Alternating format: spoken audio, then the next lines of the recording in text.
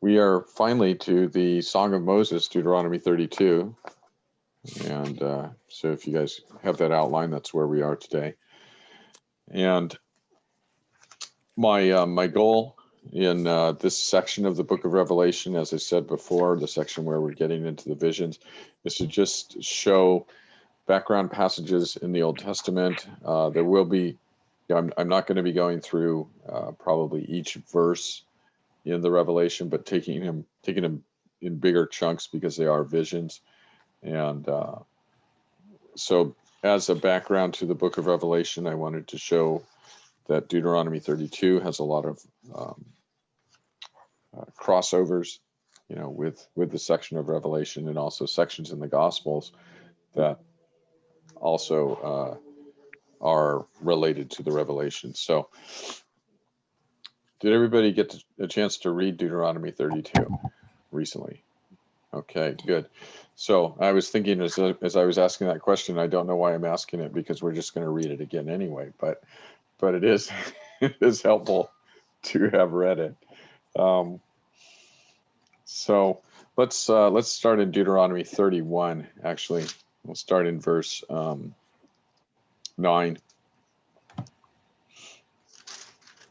And I'll start reading, and then we can kind of share the reading. When I stop, then Dawn, can you read a little bit? And then Sure.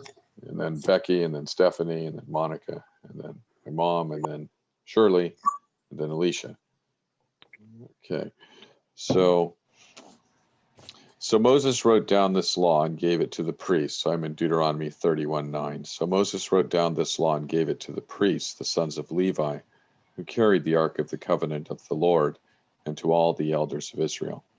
Then Moses commanded them at the end of every 7 years, in the year for canceling debts, during the Feast of Tabernacles, when all Israel comes to appear before the Lord your God at the place he will choose, you shall read this law before them in their hearing. Assemble the people, men, women, and children, and the aliens living in your towns, so they can listen and learn to fear the Lord your God, and follow carefully all the words of this law. Their children who do not know this law must hear it and learn to fear the Lord your God as long as you live in the land you're crossing the Jordan to possess. Hey, Don, can you read, I don't know, 5-10 verses? What verse did you leave off? 14. I read Okay. 13. Yeah.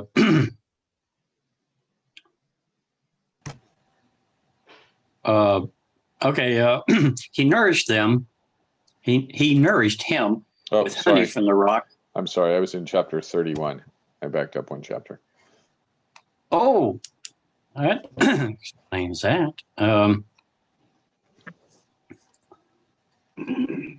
Okay, so I'll pick up at 16? 14.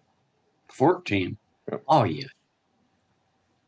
Then the Lord said to Moses, behold, the time of your death is near.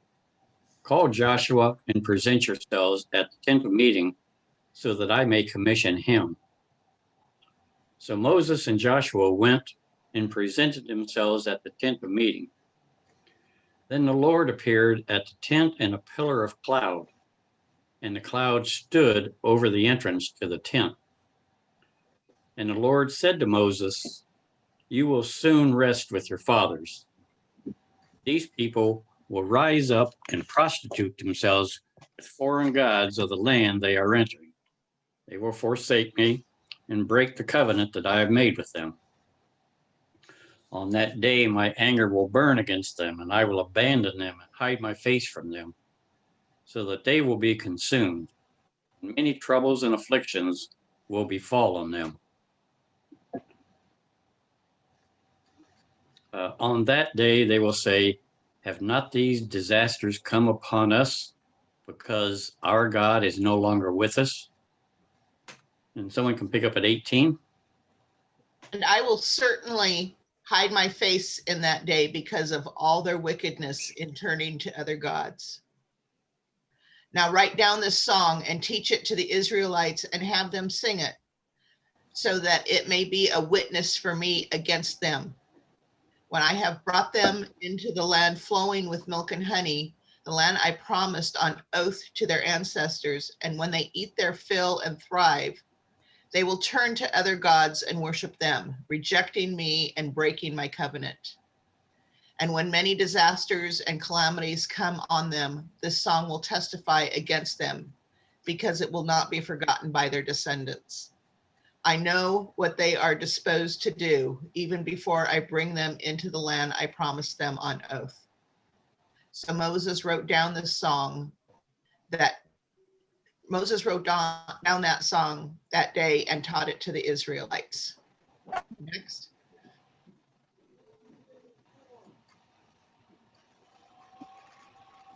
I can keep going. And oh no, sorry, it wasn't going off of mute for some reason. And the Lord commissioned Joshua the son of Nun and said, "Be strong and courageous, for you shall bring the people of Israel into the land that I swore to give them. I will be with you." When Moses had finished writing the words of this law in a book to the very end, Moses commanded the Levites who carried the ark of the covenant of the Lord, "Take this book of the law and put it by the side of the ark of the covenant of the Lord your God, that it may be there for a witness against you. For I know how rebellious and stubborn you are. Behold, even today, while I am yet alive with you, you have been rebellious against the Lord. How much more after my death? Assemble to me all the elders of your tribes and your officers, that I may speak these words in their ears and call heaven and earth to witness against them. For I know that after my death you will surely act corruptly and turn aside from the way that I have commanded you. And in the days to come, evil will befall you, because you will do what is evil in the sight of the Lord, provoking him to anger through the works of your hands." Then Moses spoke the words of this song until they were finished in the ears of all the assembly of Israel. Listen, O heavens, and I will speak. Hear, O earth, the words of my mouth. Let my teaching fall like rain, and my words descend like dew, like showers on new grass, like abundant rain on tender plants. I will proclaim the name of the Lord. Oh, praise. Exclamation mark. That information is in I will proclaim the name of the Lord. Oh, praise the greatness of our God. He is the rock. His works are perfect, and all his ways are just. A faithful God who does no wrong. Upright and just is he.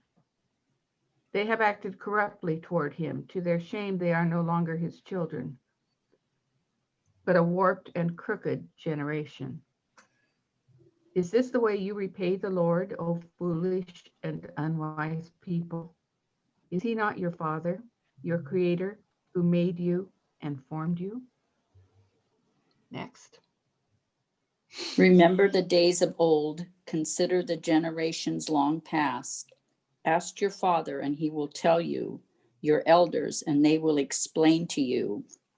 When the Most High gave the nation their inheritance, when he divided all mankind, he set up boundaries for the peoples, according to the number of the sons of Israel. For the Lord's portion is his people. Jacob has allotted inheritance. In a desert land he found him. In a barren and howling waste, he shielded him and cared for him. He guarded him as the apple of his eye, like an eagle that stirs up its nest and hovers over its young, that spreads its wings to catch them and carries them on its pinions. The Lord alone led him. No foreign god was with him.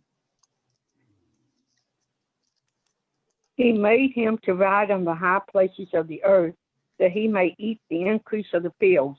And he made him to suck honey out of the rock and oil out of the flinty rock. Butter of kine and milk of sheep, with fat of lambs and rams of the breed of Bashan, and goats with fat of kidneys of wheat. And you did drink the pure blood of the grape, but Jezreel waxed fat and kicked. You are waxed fat, and you are grown thick. You are covered with fatness. Then he forsook God which he made him, and lightly esteemed him the rock of his salvation. They provoked him to jealousy with strange gods, and admonitions provoked they him to anger. They sacrificed unto devils, not to God whom they knew not, to new gods that came newly up, whom your fathers feared not. Of the rock who begat you, you are unmindful and have forgotten God who formed you. And when the Lord saw it, he abhorred them because of the provoking of his sons and of his daughters. And he said, I will hide my face from them. I will see what their end will be. For they are a very forward generation, children in whom there is no faith. They have moved me to jealousy with that which is not God. They have provoked me to anger with their vanities, and I will move them to jealousy with those which are not a people. I will provoke them to anger with a foolish nation. How far is I'm going? I forget. Oh, as long as you want. And then Okay. then Alicia will pick up. Okay. For a fire is kindled in my anger and shall burn unto the lowest hell and shall consume the earth with her increase and set on fire the foundations of the mountains. I will heat mischiefs to them and spend my arrows upon them. Then they shall be burnt with hunger and devoured with the burning heat and with bitter destruction. I will also send the teeth of beasts upon them with the poison of serpents of the dust. The sword without and terror within shall destroy both the young man and the virgin, the suckling also with the man of gray hairs. I said I would scatter them into the corners. I would make them the remembrance of them to cease from men. Were it not that I feared the wrath of the enemy, lest their adversaries should behave themselves strangely, and lest they should say, our hand is high, and the Lord has not done all of this. For they are a nation void of counsel, neither is there any understanding in them. Oh, that they were wise, and that they understood this, that they would consider their latter end. How should one chase 1,000 and put 10,000 to flight, except the rock has sold them, and the Lord has sucked them up? For their rock is not as our rock, even our enemies themselves being judges. For their vine is of the vine of Sodom and of the fields of Gomorrah. Their grapes are the grapes of gall, the clusters are bitter. Their wine is the poison of dragons, and the cruel venom of asps. Is this not laid up in store with me and sealed up among my treasures? To me belongs vengeance and recompense. Their feet shall slide in due time, for in the day of their calamity, the day of their calamity is at hand, and the things that shall come upon them make haste. For the Lord shall judge his people and repent himself for his servants when he sees their power is gone, and there is none shut up or left.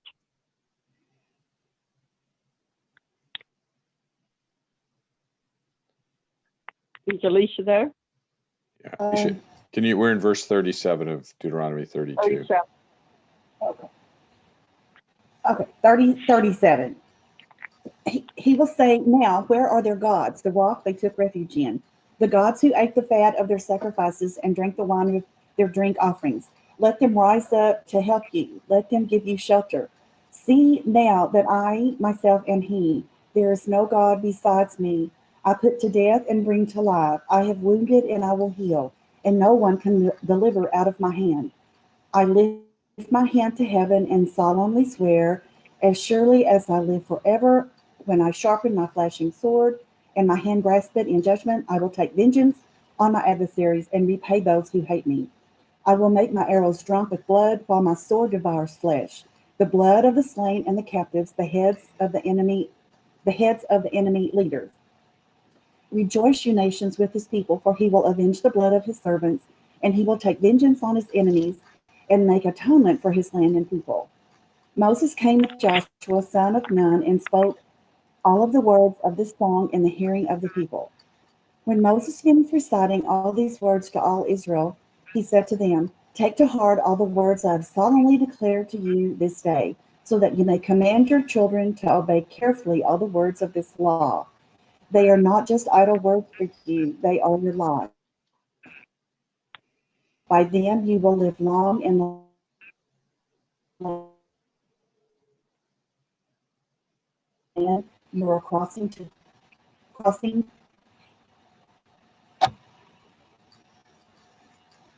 Right.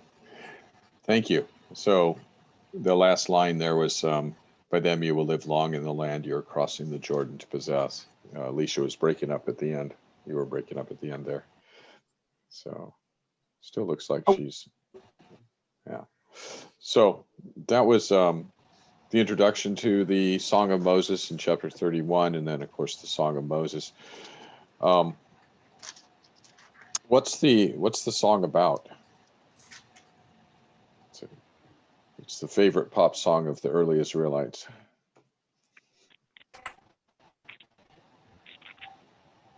It's about God's judgment against his adversaries, those who hate him. Right. Mm-hmm. And who are his adversaries in the first part of the song?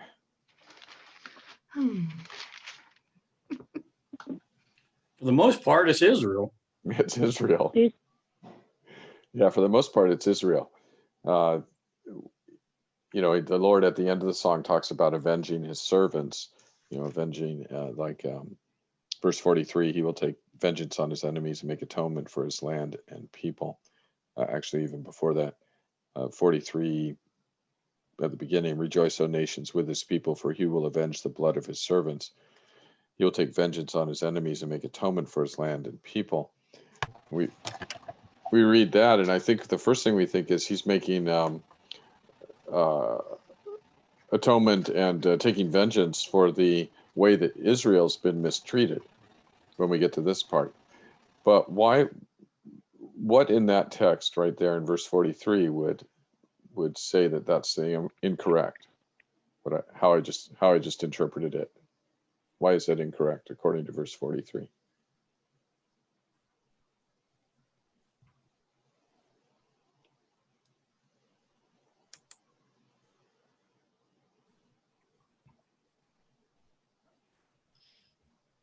Any guesses? No guesses. Looks like Becky might have a thought about it. Well, because I was looking for 43 and 31. So, and oh, right. Okay. Yeah. Chapter 32. The end. So, yeah. So, he will avenge the blood of his servants. He will take vengeance on his enemies and make atonement for his land and people. You could read that as vengeance on other nations. But I think it's really talking about the fact that Israel as a nation gave up the ways that they were taught by their ancestors and went their own way. Mm-hmm. Yeah, and the thing at the very beginning of verse 43 is really intriguing. I think probably in all of our translations it says something like this NIV, rejoice, O nations, with his people, for he will avenge the blood of his servants. On the supposition that what God is doing is avenging, that his servants in this passage are the people of Israel who have been mistreated by the nations. That's usually, a way that we just have a default to interpret things like this in that way. That makes no sense here in this passage, because the Lord is telling the nations to rejoice. And it doesn't make any sense to say to the nations, you've mistreated Israel, rejoice, I'm going to destroy you. He's saying to the nations, rejoice because I'm avenging the blood of my servants, which the implication then is this is obviously a latter time in the history of redemption, where, at least at the end of the song here, where you have God's people, God's faithful servants who are being persecuted are actually from all different ethnic groups and nations. And so the nations are rejoicing, not as political entities, but as different types of people, different ethnic groups, Jews and Gentiles, for instance, Romans and Greeks and Jews and Arabs, all rejoicing because they are among God's people who have been persecuted. In fact, maybe I didn't say that as clear. There are Greeks amongst God's people who have been persecuted. And so the Greeks are rejoicing that God is avenging against his enemies. So that's at the very end of the song. The beginning of the song starts out with God's, when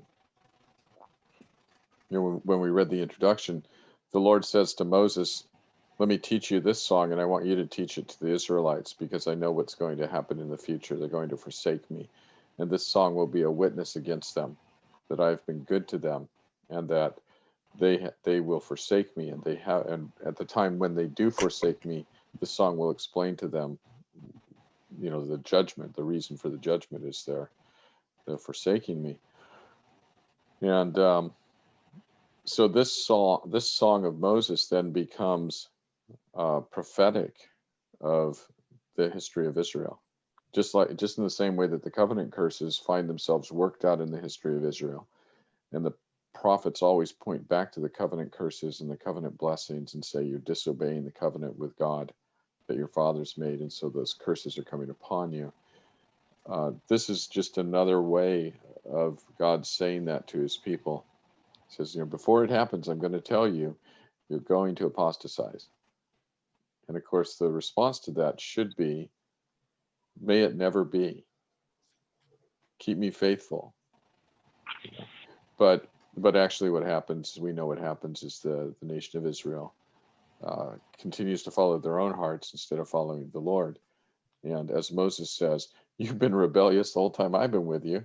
It's not going to get any better. Mm-hmm. And it does get better. There are some high points in Israelite history, but they never bring about the kingdom, and they never bring about their own salvation. And it's because they don't submit to the Lord and his rule over them. They rather try to rule any way they want. And so they turn to the nations, and they turn to the gods of the nations. And, it's verse 17 of chapter 32, they sacrifice to demons, which are not God. Gods they had not known, gods that recently appeared, gods your fathers did not fear. They looked around everywhere, for trying to find satisfaction, and trying to find some way to make their life, better, and to get the blessings that God had promised to them. They looked everywhere except for what God had said to do. So, I think they just wanted to have something that they could look at, they could touch, they could hold to worship. Mm-hmm. Right. I think that's right. And it's the nature of, it's our fallen nature to demand things that we can see. Right? Mm-hmm. Demand things that we can see, and things that we can touch, and things that we can manipulate. And but God's not like that at all. So the song he teaches them, and the song that they're supposed to sing and remember as a witness against themselves. There's two witnesses against them in the passages we read. There's this song, and then there's also the law that is in the Ark of the Covenant. And it says, put the law in chapter 31, verse 26. Take this book of the law and place it beside the Ark of the Covenant of the Lord your God. There it will remain as a witness against you. So we have two witnesses against them. They carry around the law as if it were sacred, because it is. As if it was the word of God, which is to guide their lives, because it is. And then they disobey it all the time, wantonly. And so it's a witness against them. You would think that the rational thing to do would be to throw away the law, right? To destroy it. But they carry it around with them. It's just funny. People are so inconsistent. So let's look at Deuteronomy 32. And on the handout, the top page was just kind of an overview and just summarizing. So it's the path through the forest, and then the rest of the ones with the rest pages with the blue heading, if you have a printer with color. I have many of the verses I'm referring to printed out, and I have all of Deuteronomy 32, at least the Song of Moses, printed out. So you could follow along on the sheet that I printed out, or you can look in your Bibles. That's fine, but I want to go through the sheet starting on this one. Okay.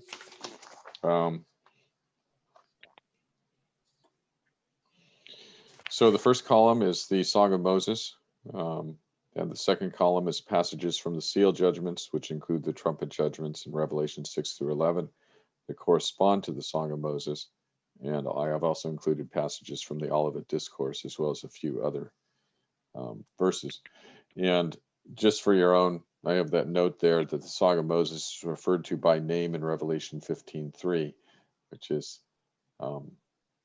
when we get there, we'll look at that. So the Song of Moses definitely has some connection with the book of Revelation.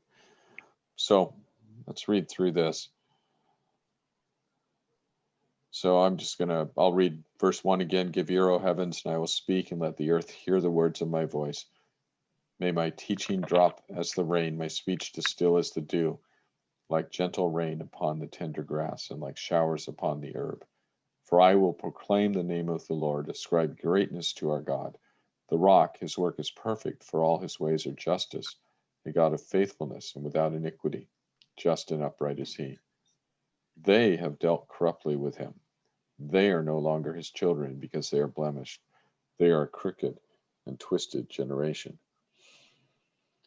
So the idea comes up here that because of the way they have abandoned the covenant and rejected God, that they are no longer his children. And this comes up often in the New Testament. You can think of, John 8, where people say we have Abraham as our father, and Jesus says your father is the devil. They have become not the children of God by their behavior and their commitments. In the Revelation, you have the two verses there in the right column, Revelation 2:9 and 3:9, which say about the same thing. 2:9, I know your tribulation and your poverty, but you are rich, and the slander of those who say that they are Jews and are not, but are a synagogue of Satan. And then again, to another church about another group of synagogues, behold, I will make those of the synagogue of Satan who say that they are Jews and are not, but lie. Behold, I will make them come and bow down before your feet, and they will learn that I have loved you. So we have the idea of they are no longer his children because they are blemished, and the blemish is the apostasy. Right before that, they have dealt corruptly with God, and then that is explained more as you go through the Song of Moses, what that means. They've taken other gods as their own. They have sacrificed to other gods. They've rejected God and his law and his ways. They've polluted the land with their abominations and their sacrifices. And then they are a crooked and a twisted generation. This is really interesting language. You remember Jesus saying things like this.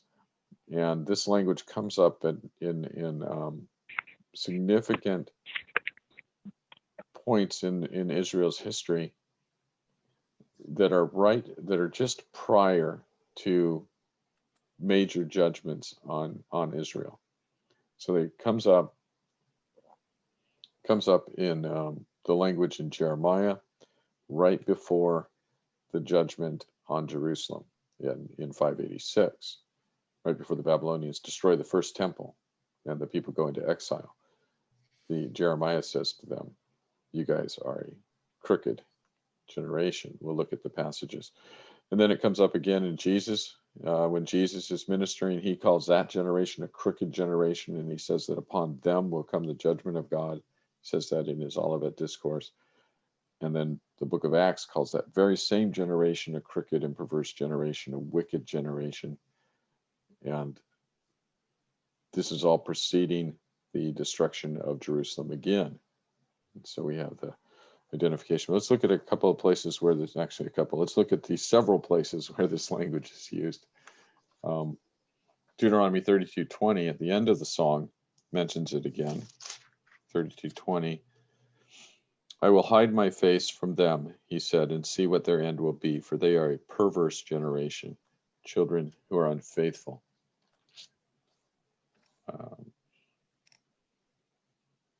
I was just thinking about all the different ways the generation is described, right? They are a perverse, wicked, evil, crooked, adulterous, corrupt, and twisted generation. It's all the ways you could describe them in a bad, put them in a bad light is there described. Let's look at Matthew 17, Well, 17. no punches. Yeah, no punches are being held back, right? Matthew 17, 17. Yeah, the language gets harsher. The language gets harsher and more direct because the people's ears become deafer and deafer. And so the Lord speaks harshly when they're nearly completely deaf, shouts loud, when they're nearly deaf. Matthew 17, 17.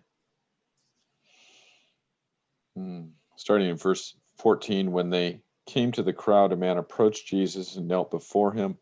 Lord, have mercy on my son, he said. He has seizures and is suffering greatly. He often falls into the fire or into the water. I brought him to your disciples, but they could not heal him. Oh, unbelieving and perverse generation, Jesus replied. How long shall I stay with you? How long shall I put up with you? Bring the boy here to me. Jesus rebuked the demon, and it came out of the boy, and he was healed from that moment. So Jesus expressing some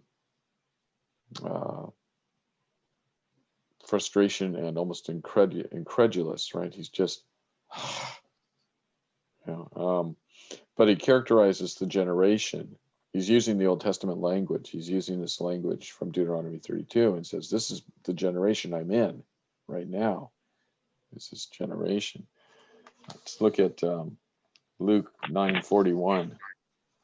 But in that Matthew verse, but he is actually speaking of his disciples' lack of faith that they couldn't drive out this demon. I think so. Yeah. Yeah. So Luke 9:41.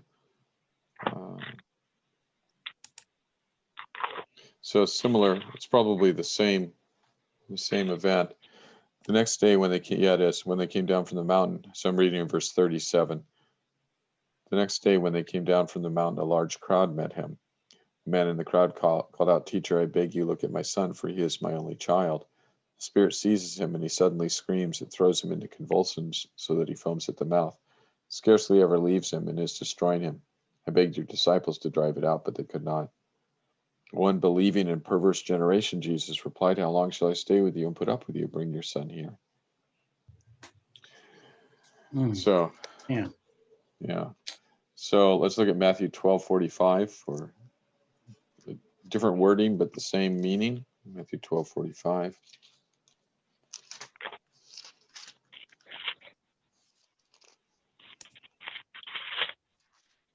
Starting in 38, then some of the Pharisees and teachers of the law said to him, Teacher, we want to see a miraculous sign from you. He answered, a wicked and adulterous generation asks for a miraculous sign, but none will be given it except the sign of the prophet Jonah.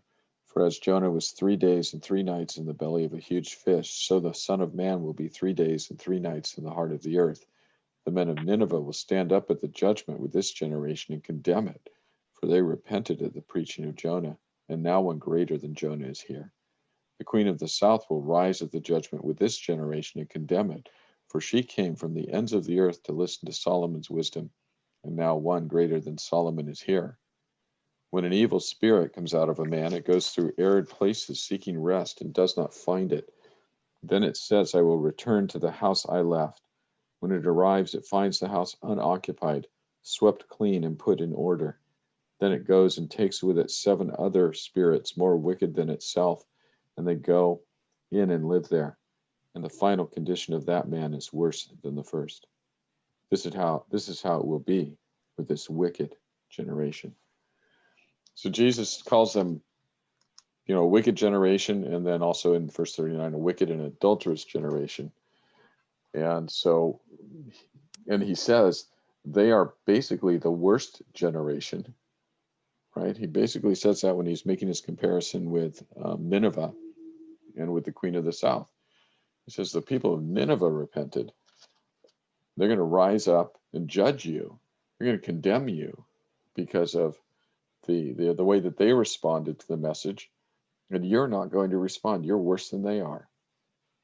So, and then that last part, the parable he tells there about the evil spirit coming out of a man, going through arid places, etc. This has been misunderstood so often. So I'll take a minute here to say a few words about it. This is not about one person being demon possessed. Okay, that's not what this is about. Jesus is making a comparison. He is telling this illustration here so that he can talk about that generation. That's how it starts, and that's how it ends. He's talking about the wicked and adulterous generation all through verses 38 through 42. And then he gives the illustration of this evil spirit who comes out of a man. It goes through arid places, seeking rest, does not find it. Then it says, I will return to the house I left. When it arrives, it finds the house unoccupied, swept clean, and put in order. Then it goes and takes with it 7 other spirits. 7 should, that pops up. 7 other spirits more wicked than itself, and they go in and live there. And the final condition of that man is worse than the first. But then he says, this is how it will be with this wicked generation. He's talking about the generation. This is a verbal description of what is meant by the cleansing of the temple. Jesus goes into the temple and he casts out the money changers and all the people who are trafficking there and doing disgraceful, uncommanded, unholy things, and they are desecrating the temple. And Jesus drives them out, and we call that the cleansing of the temple. And he's not using, Clorox and stuff and cleaning the temple. What he's doing, the picture is, I'm driving out the wickedness in the worship of God, in the house of God. I'm driving it out, and it's now clean. But you come back the next week, and they're all back, right? And they're all back. And so Jesus, in his ministry, in his first century ministry, he goes through Galilee and Capernaum and all these places in Israel, and he is casting out demons. He's healing the sick. He's purifying. He's preaching the gospel. He's building the kingdom. And what he's doing is he is he's driving out the demon and sweeping the house clean. But they reject the Messiah. No avail. No avail. They reject the Messiah, and their end is worse than their beginning because they're wicked and perverse, the whole generation of them. So this is what the picture is. Yes, Mom. No, you're still on mute. I know. There you go. So I find it unsettling to go back to the first scriptures we read about the perverse generation, that we read the stories in Matthew and Luke about the boy who had epilepsy, that Jesus was talking about his disciples when he said perverse generation. So if Jesus could call his disciples perverse, part of the perverse generation that is going to be judged, then how could we not be exempt from that? Right. So the disciples escape the judgment of the perverse generation because they continue in faith. They don't fall back into unbelief. Right. It's he who endures to the end. Right. Who will be saved. At that moment, they were perverse.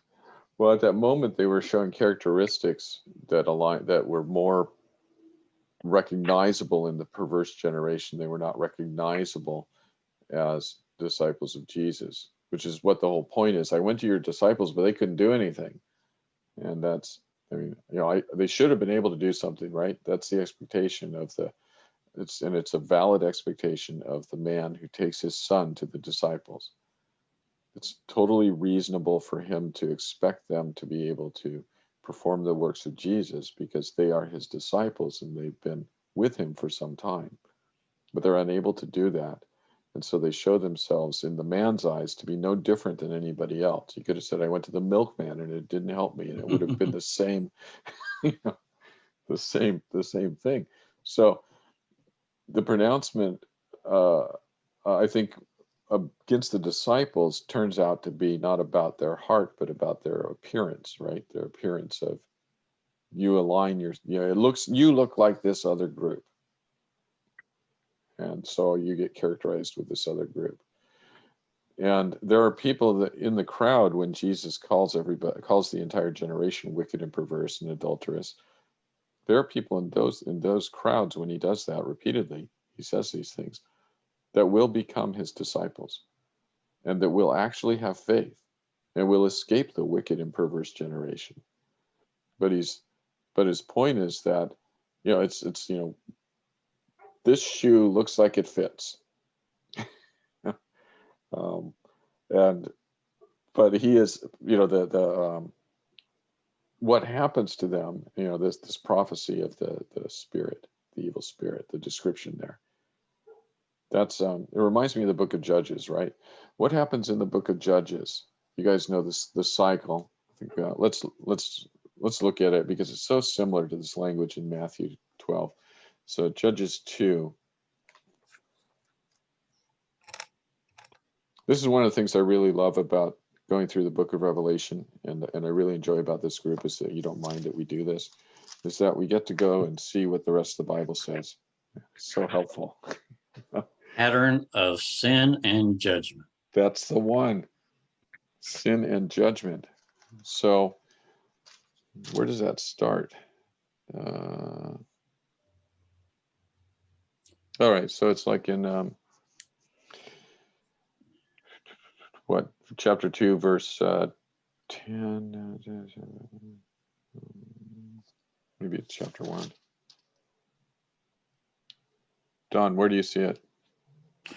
Well, that heading is at the top of Judges chapter 2, but I think, were you looking for the place where it says, and then the judge died and the people went back to doing what was right in their own eyes? Yeah, it looks like it's around verse 10. Mm-hmm. Yeah, we'll start there. Verse 18 is. Yeah, the even more corrupt verse 19, right? So the judge died, and then yeah. Yeah. So I'm going to start in 10 just because I'm stubborn. So let's go there. After that, whole generation had been gathered to their fathers after Joshua died and that generation died. Another generation grew up who knew neither the Lord nor what he had done for Israel. Then the Israelites did evil in the eyes of the Lord and served the Baals. They forsook the Lord, the God of their fathers who had brought them out of Egypt. They followed and worshipped various gods of the peoples around them. They provoked the Lord to anger because they forsook him and served Baal and the Ashtoreths. In his anger against Israel, the Lord handed them over to raiders who plundered them. He sold them to their enemies all around, whom they were no longer able to resist. Whenever Israel went out to fight, the hand of the Lord was against them to defeat them, just as he had sworn to them. They were in great distress. Then the Lord raised up judges who saved them out of the hands of these raiders. Yet they would not listen to their judges, but prostituted themselves to other gods and worshipped them. Unlike their fathers, they quickly turned from the way in which their fathers had walked, the way of obedience to the Lord's commands. Whenever the Lord raised up a judge for them, he was the judge and saved them out of the hands of their enemies as long as the judge lived. For the Lord had compassion on them as they groaned under those who oppressed and afflicted them. But when the judge died, the people returned to ways even more corrupt than those of their fathers, following other gods and serving and worshiping them. They refused to give up their evil practices and stubborn ways. Therefore the Lord was very angry with Israel and said, because this nation has violated the covenant that I laid down for their forefathers and has not listened to me, I will no longer drive out before them any of the nations Joshua left when he died. I will use them to test Israel to see whether they will keep the way of the Lord and walk in it as their forefathers did. The Lord had allowed these nations to remain. He did not drive them out at once by giving them into the hands of Joshua. So it's the same thing that Jesus describes, right? It doesn't mention demons or anything like that, but the people, so there's a good generation, Joshua and his generation, that's a good generation. He dies, and then there's another generation that's completely different than Joshua and his generation. These people reject the Lord, and they don't obey him, and they sacrifice to false gods, and the Lord sends raiders against them, and then they cry out to the Lord, and they don't mean it, but he saves them anyway, and to show his mercy, and they get saved and everything's good again, and then they forget the Lord and they go right back to worshiping the gods of the nations. And the significant verse is verse 19. At the end of this cycle, they're even worse than they were at the beginning. Right? Even worse than they were at the beginning. get an idea of how bad they were at the end, look at Joshua, I think it's 21. I mean, Judges. Look at Judges 21, maybe. Let's see, maybe it's 19. 19. Yeah, it's 19. One of the most ugly stories in the Bible. Oh, yeah. Yeah, really bad story. We don't like stories like this. This is not stories you read to your kids at night. In those days, so this is something about the arrangement of the book of Judges. It's roughly chronological, yeah, but some of the judges overlap because the judges are local to various tribes. They're not many of them are not judges for all of Israel, but judges for one local tribe, and so you have overlapping time period. And that goes on all the way through Samson. Samson's the last judge, and Samson is worse than the first judge. He's nearly as bad as the Canaanites. He's not that great of an example of faith. But after Samson, which ends in chapter 16, then the rest of the book of Judges are just kind of stories illustrating how bad it got. And so these are no longer talking about judges now. They're just talking about the period of the judges. So chapter 19, in those days, Israel had no king. Now a Levite who lived in a remote area in the hill country of Ephraim took a concubine from Bethlehem in Judah, but she was unfaithful to him. She left him and went back to her father's house in Bethlehem, Judah. After she had been there 4 months, her husband went to her to persuade her to return. He had with him his servant and 2 donkeys. She took him into her father's house, and when her father saw him, he gladly welcomed him. His father-in-law, the girl's father, prevailed upon him to stay, so he remained with him 3 days, eating and drinking and sleeping there. On the 4th day he got up early and he prepared to leave, but the girl's father said to his son-in-law, "Refresh yourself with something to eat, then you can go." So the 2 of them sat down to eat and drink together. Afterward the girl's father said, "Please stay tonight and enjoy yourself." And when the man got up to go, his father-in-law persuaded him, so he stayed there that night. On the morning of the 5th day, when he rose to go, the girl's father said, "Refresh yourself, wait till the afternoon." So the 2 of them ate together. Then when the man with his concubine and servant got up to leave, his father-in-law, the girl's father, said, "Now look, it's almost evening. Spend the night here. The day is nearly over. Stay and enjoy yourself. Early tomorrow morning you can get up and be on your way home." But unwilling to stay another night, the man left and went toward Jebus, that is, Jerusalem, with his 2 saddled donkeys and his concubine. When they were near Jebus, and the day was almost gone, the servant said to his master, "Come, let's stop at this city of the Jebusites and spend the night." His master replied, "No, we won't go into an alien city whose people are not Israelites. We will go to Gibeah." He added, "Let us try to reach Gibeah or Ramah and spend the night in one of those places." So they went on, and the sun set as they neared Gibeath and Benjamin. There they stopped to spend the night. They went and sat in the city square, but no one took them into his home for the night. That evening, an old man from the hill country of Ephraim, who was living in Gibeah, the men of the place were Benjaminites, came in from his work in the fields. When he looked and saw the traveler in the city square, the old man asked, "Where are you going? Where did you come from?" He answered, "We are on our way from Bethlehem in Judah to a remote area in the hill country of Ephraim where I live. I have been to Bethlehem in Judah, and now I am going to the house of the Lord. No one has taken me into his house. We have both straw and fodder for our donkeys, and bread and wine for ourselves, your servants, me, your maidservant, and the young man with us. We don't need anything." "You are welcome at my house," the old man said. "Let me supply whatever you need, only don't spend the night in the square." So he took him into his house and fed his donkeys. After they had washed their feet, they had something to eat and drink. While they were enjoying themselves, some of the wicked men of the city surrounded the house. Pounding on the door, they shouted to the old man who owned the house, "Bring out the man who came into your house so we can have sex with him." The owner of the house went outside and said to them, "No, my friends, don't be so vile. Since this man is my guest, don't do this disgraceful thing. Look, here is my virgin daughter and his concubine. I will bring them out to you now, and you can use them and do to them whatever you wish, but to this man, don't do such a disgraceful thing." But the men would not listen to him. So the man took his concubine and sent her outside to them. And they raped her and abused her throughout the night, and at dawn they let her go. At daybreak, the woman went back to the house where her master was staying, fell down at the door, and lay there until daylight. When her master got up in the morning and opened the door of the house and stepped out to continue on his way, there lay his concubine, fallen in the doorway of the house with her hands on the threshold. He said to her, "Get up, let's go." But there was no answer. Then the man put her on his donkey and set out for home. When he reached home, he took a knife and cut up his concubine, limb by limb, into 12 parts, and sent them into all the areas of Israel. Everyone who saw it said, "Such a thing has never been seen or done, not since the day the Israelites came up out of Egypt." Think about it, consider it, tell us what to do. So that's part one. What story does that remind you of?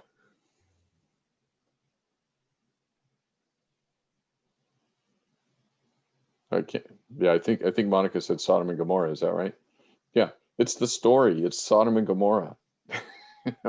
It's not being repeated here. It actually happened again, and it happened again in Israel.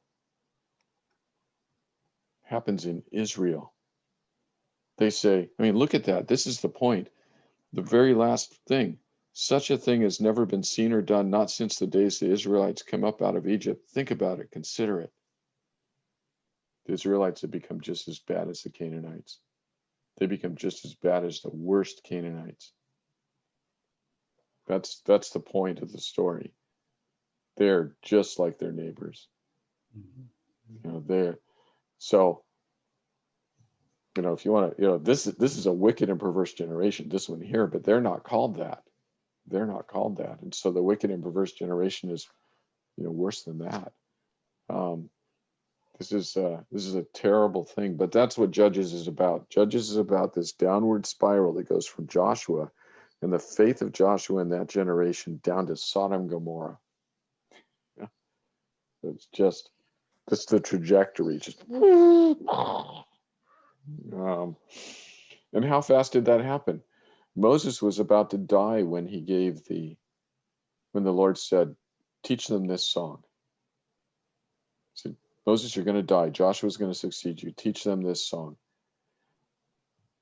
And Joshua's generation was faithful. And then the next generation is not. Didn't have to listen, didn't have to remember that song for very long, apparently. But, the apostasy happens so quickly. And then it goes down over the Judges probably covers 400-ish years. So over the 400 years, they go from looking like Joshua to looking like somebody in Sodom and Gomorrah. It's just a terrible transformation. So this is what... Is there any significance to the concubine's father trying to delay their departure? There must be, and I don't have any insight on that at all. I mean, you could look at it and say, you get the impression that he knew something bad was going to happen when they left. Yeah, you could. But the scripture doesn't give us that. Yeah, no. The thing that's interesting to me is that he passes by going to Jerusalem because it's a pagan city at that time. He says, "We want to spend the night somewhere safe. Let's go to a town in Israel."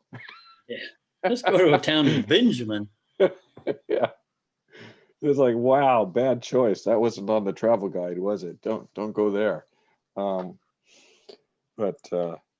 Yeah, so that story is told in the Judges so that you remember Sodom and Gomorrah and you think with horror, this is happening in Israel.